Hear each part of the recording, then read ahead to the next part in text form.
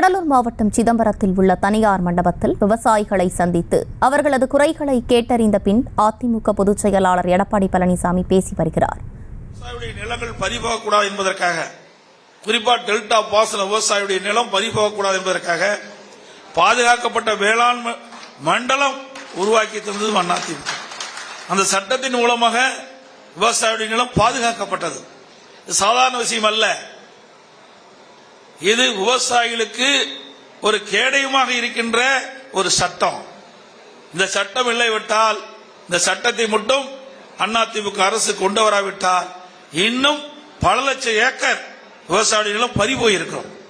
இன்னைக்கு விவசாயியுடைய நிலங்களை பாதுகாத்த அரசாங்கம் அதிமுக அரசாங்கம். அதே போல 24 மணி நேரம் மும்முனை மின்சாரம் வழங்கப்படும் என்ற அறிவிப்பை கொடுத்து விவசாயிகள் எந்த நேரத்திலும் தங்களுடைய பம்பு செட்டுகளை இயக்கக்கூடிய ஒரு சூழ்நிலை உருவாக்கி தந்ததும் அதிமுக அரசாங்கம்.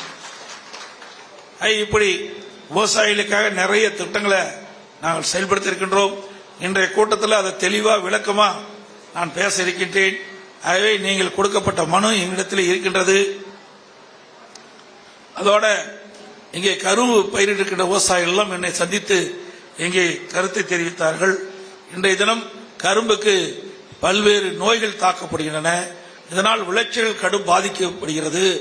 கரும்பு பயிரிட்ட விவசாயிகள் பெரும் நஷ்டத்துக்குள்ளார்கள் என்ற கருத்தை எல்லாம் சொன்னார்கள்.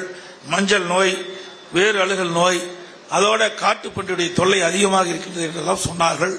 இதையெல்லாம் அதிமுக ஆட்சி வருகின்ற பொழுது இன்றைக்கு கரும்பு ஆராய்ச்சி நிலையத்திலே இதையெல்லாம் தடுப்பதற்கு உண்டான நடவடிக்கை மேற்கொள்ளப்படும் என்ற ஒரு கருத்தை சொல்லி,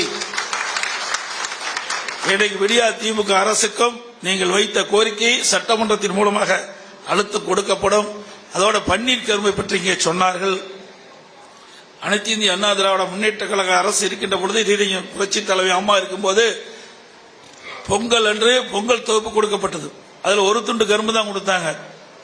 நான் முதலமைச்சரான உடனே முழு கரும்பு கொடுக்கப்படும் என்ற உத்தரவை வழங்கி முழு கரும்பு விவசாயத்திலே நாங்கள் கொள்முதல் செய்தோம்.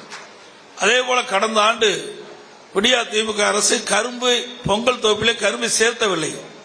அதை நான் அழுத்தம் கொடுத்து அறிக்கை விட்டு சட்டமன்றத்தில் பேசிய காரணத்தினாலே மீண்டும் அந்த பொங்கல் தொகுப்பிலே முழு கரும்பு சேர்க்கப்பட்டு அந்த விவசாயிகளிடத்திலே கொள்முதல் செய்ய வேண்டும் என்று சொன்னோம். ஆனால் இங்கே பேசிய விவசாயிகள் சொன்னார்கள், அவருடைய கட்சி சேர்ந்தவர்களுக்கு மட்டும் பார்த்து அவருடைய கரும்பை கொள்முதல் செய்தார் என்று.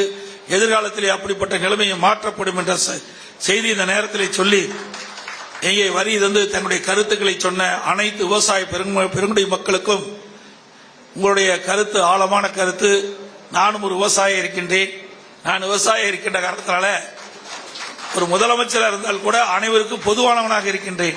இருந்தாலும் என்னுடைய அடையாளம் விவசாயி. அதில் எந்த மாறுபட்ட கருத்தும் கிடையாது. செய்திகளை உடனுக்குடனும் துல்லியமாகவும் தெரிந்து கொள்ள சப்ஸ்கிரைப் பண்ணுங்க.